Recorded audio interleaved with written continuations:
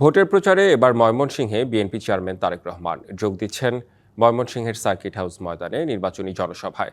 বেলা 11:30টার দিকে ঢাকার গুলশানের বাসভবন থেকে সড়ক পথে যাত্রা করেন তিনি। ফেরার পথে গাজীপুর ও রাজধানীর উত্তরার আজমপুরে নির্বাচনী সভায় অংশ নেবেন বিএনপি প্রধান। এরই মধ্যে ময়মনসিংহে জনসভায় জড়ো হয়েছেন বিএনপি নেতাকর্মী সমর্থকরা। তারেক রহমানের সফর ঘিরে পথে পথে নিরাপত্তা ব্যবস্থা জোরদার করা হয়েছে। এই সমাবেশটিকে স্মরণীয় করে রাখতে সব রকম উদ্যোগ নিয়েছে বিএনপি।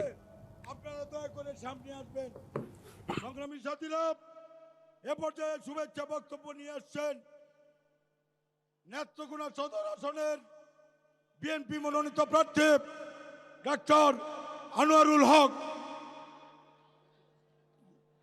বক্তব্য রাখবেন ডাক্তার আনোয়ার হক। আনোয়ার ভাই,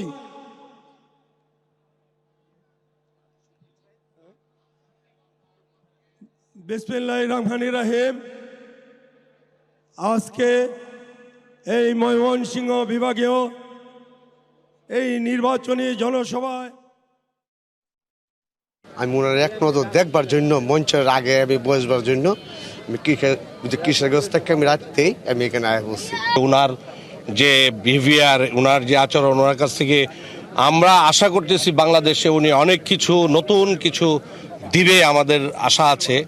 আমাদের ময়মনসিংহবাসী তার জন্য সে যাই করবে আমরা তাই আমরা সন্তুষ্ট থাকবো। আমরা ময়মনসিংহবাসী, আমাদের কোনো তার কাছে আর চাওয়ার পাওয়ার নাই।